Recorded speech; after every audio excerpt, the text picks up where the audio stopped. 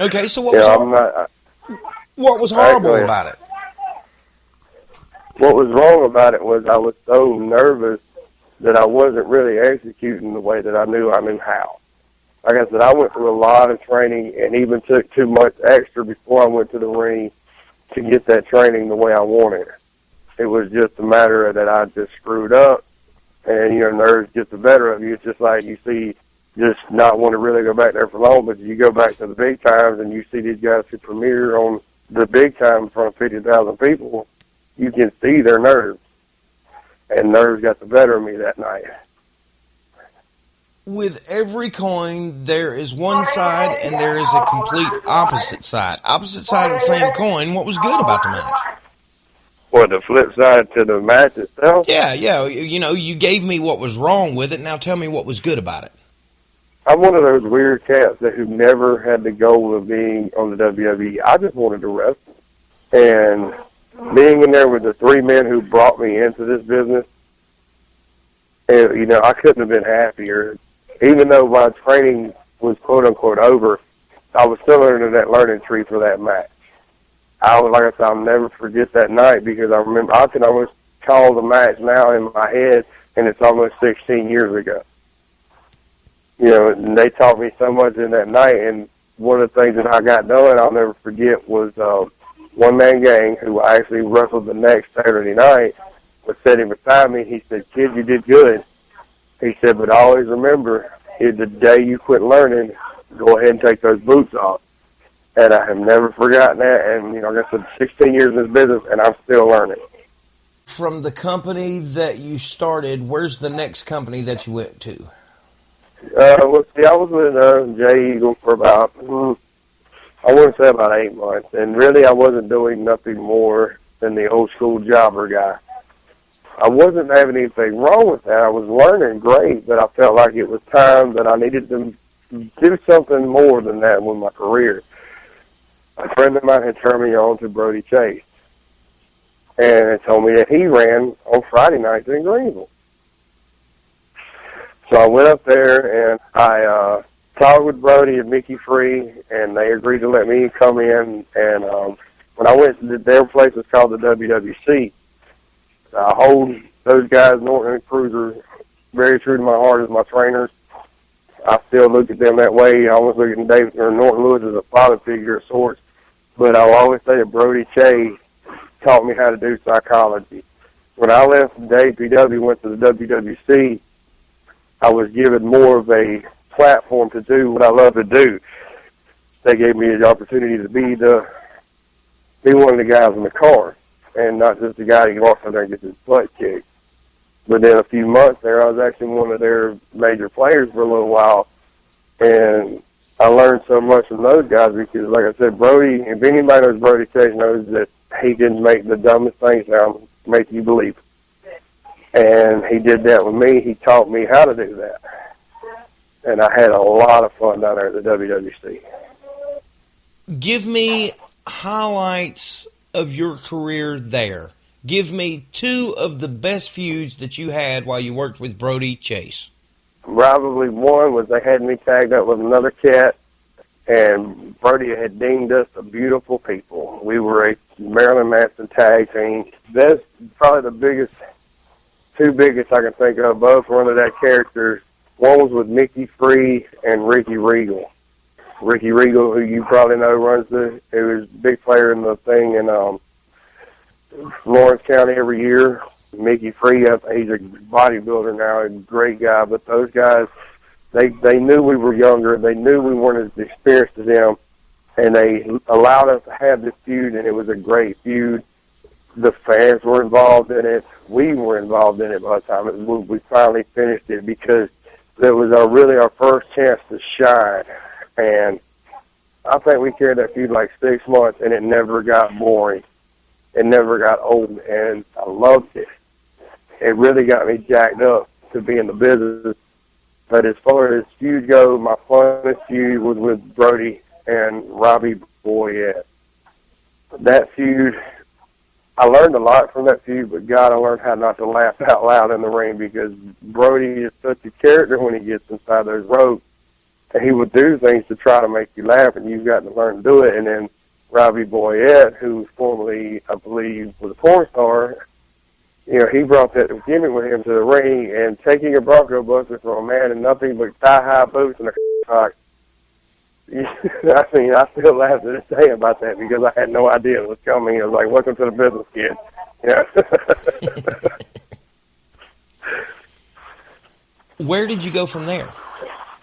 Well, I left Brody's due to some personal issues. I actually left the business there for a little while, about a year or so. I stayed away due to personal issues outside of wrestling. But when I came back, I went back to Eagles for a little while. I had some fun there, and then I got a phone call from a guy named Jason Martin, and Jason had hooked up with Donovan Cruz, and they had started NCW in Greenville. And they brought me in up there with Squeeze the Clown. We were a tag team there. I loved NCW. That's actually where me and you actually met up. Yeah. When I came into NCW, I walked into the Lions Den almost because there were a lot of guys there who didn't know me, and they didn't want me there. Instead of tucking my tail between my legs and running, for the next month, I would go out there and I would have these matches, you know, just great matches, and I was proving myself to these guys, letting them know right away, you know, I'm not going nowhere. You better get used to me because I'm not going anywhere. And it did take me a couple of weeks to earn their respect. And after I earned their respect, it was one of the greatest locker rooms I've ever been a part of. I hated to see that place in. We had a blast down there. And, you know, I got to meet Ivan and Righteous, so that was a bonus. Carolina Independent Wrestling Report will be right back, right after this. Getting your child home safely Tap your heels together 3 times. is just a click away. There's no place like home. But making sure your child is in the right seat is just one of the steps down the road to safer travels. I don't know how it works. Find the right seat for your little one's age and size. There's no better way to get home safely. Know for sure that your child is in the right seat. How can I ever thank you enough? Get all the facts at safercar.gov/the right seat. Brought to you by the National Highway Traffic Safety Administration and the Ad Council. It's PWX Wrestling. Live the experience. It's time for the PWX Word of the Week, heard right here on the CIW Report. This week's word is PWX CIW. Head on over to the website, pwxpro.com, look for the tickets column, and enter the code word. Again, it is PWX CIW. Good luck to you. Carolina Independent Wrestling Report will be right back, right after this. Ranger Station, Ranger speaking. Yeah, hi. I'd like to report a bear sighting. Location. In the woods, just outside of town. Oh, not surprising. You've got your home. Bears have theirs. Yeah, but see, this wasn't just any bear. This bear was wearing jeans and a hat, as in Smokey Bear. Jeans and a hat. That's definitely Smokey. What exactly did he have to say? Well, we were about to head home, you know, after having a bonfire. Oh, I can guess where this is going. Right. See, Smokey told me the fire wasn't actually out. He said if it's too hot to touch, it's too hot to leave. That's true. Did you know that 9 out of 10 wildfires are caused by humans? That means 9 out of 10 wildfires can be prevented. Wow, no kidding? I'm a forest ranger. We never kid. Sorry. that was a joke. Oh. If you see someone in danger of starting a wildfire, step in and make a difference, because 9 out of 10 wildfires are caused by humans. Brought to you by Smokey Bear, the U.S. Forest Service, your state forester, and the Ad Council. Learn more at smokeybear.com. Only you can prevent wildfires. This is Axel Knight. It's the one, the only manager of champions, Joey Nugs. You know me, right? Josh Steinborn. If you're not listening to the CIW Report, you're not hardcore. We are talking to the awesome Matt Burnz right here on this week's CIW Report. Let's talk a little bit about your time feuding with Joshua Cutshaw, because there was some things going on there that didn't have anything to do with you. Kirby Mack was a big player in HVW at that time, and there was a match between you and Cutshaw. Now, it was him aggravating and making Josh Cutshaw irate, but that came over into one of your matches where he is out there, you're out there, and Kirby gives out newspapers so people wouldn't have to watch the match. What is your thoughts on that? Are you asking me my thoughts as of now, or are you asking me my thoughts of at that moment in time when I was standing in that ring? Because they're completely different. How did you feel about it then? At that moment in time, when I turned and I seen Kirby doing Kirby, please look at me, I'm Kirby Max, handing out those newspapers. When I turned and I seen him, if his neck wasn't already in a neck brace, I'd have probably went over and put it in a neck brace. Because Kirby, if he was wanting to be a man about it, he should have called Josh out behind the scenes.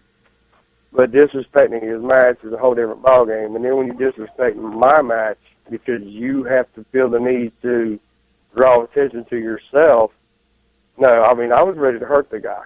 And the only thing that saved him that night was that he was already in a neck brace. That was the only thing that stopped me from jumping the ropes. Because not only did he disrespect me, he disrespected my business. And you don't do either one of those. We're going to come back to, well, now, hold on a second. How do you feel about it now? How do I feel about it now? I'm not, angry at Kirby and to the point where I want to hurt him or nothing. I felt, I'm a grown man, and I get over it, and I did what I felt like Kirby should have done from the get-go. I confronted Kirby in the locker room, face-to-face, man-to-man, nose-to-nose. I expressed how I felt in a very probably aggravated fashion at that time. I told him never to disrespect me again like that or would have an issue. He did apologize to me. I shook his hand. We're not nowhere near friends now, but we do respect each other on a wrestler level. But to this day, I feel like that feud should have never went as far as it did. Making fun of people when they're not in the building, how does that really make you look? Calling somebody on social media when they're not in front of you, how does that really make you look? And that's the way I feel about Facebook, Twitter, Instagram, all that crap now, is turning guys who should never be tough guys into tough guys because there's nobody in front of them to confront them except for their little keyboard. And I felt Kirby overstepped those lines, and to this day, I would never do that to anybody. I mean, it's just disrespectful. All right, we're going to step away from HVW for just a second because I do have one thing that I need you to do. For anyone that has not listened to the show, this is the first time that you've heard the show, I asked the featured interview to reach inside of their mental fanny pack and give out a piece of philosophy, some kind of advice to these guys that are coming into the business now. There's so many I could grab out here. I guess the two biggest things I would tell to any young talent who happens to listen to this show is, one, don't use social media to make yourself better. You want to be noticed inside of a company, you get yourself in there and you learn this business, you take it seriously, and you make the promoters be the one to put your name up in posters. And two is respect. Respect is not given in this business, it is earned. It takes a long time to get, and it takes a matter of a fraction to lose. Just because you've been in this business for a little while and you get a quote-unquote push by one company, remember one thing, you're an independent wrestler. You're not getting WWE money. You could be walked away from an independent company and forgotten about within a week. You want to make your name in this business where you can walk into any locker room, they know who you are. That's very hard to do, and it doesn't happen overnight. You have to earn your keep in this business. And always, always learn. Never forget where you came from. How's that? Very nice. I need to elaborate on something that you said there for just a second. Okay. You say don't make a name for yourself on social media. The question I got is, how can one get themselves over? I mean, you're not wrestling every day.